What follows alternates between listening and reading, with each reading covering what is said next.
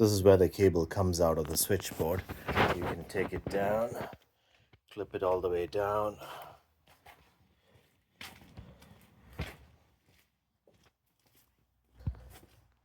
And go around the property.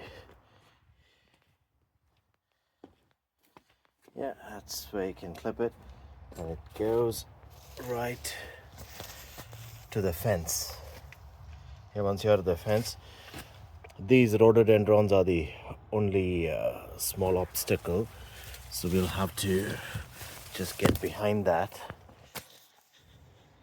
And once that is done,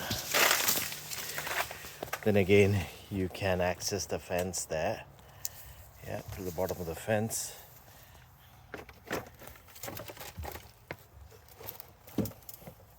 Yeah, still clipping to the fence.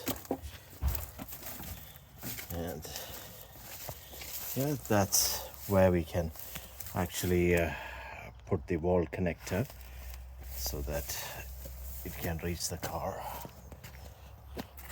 So just going back, put the wall connector here,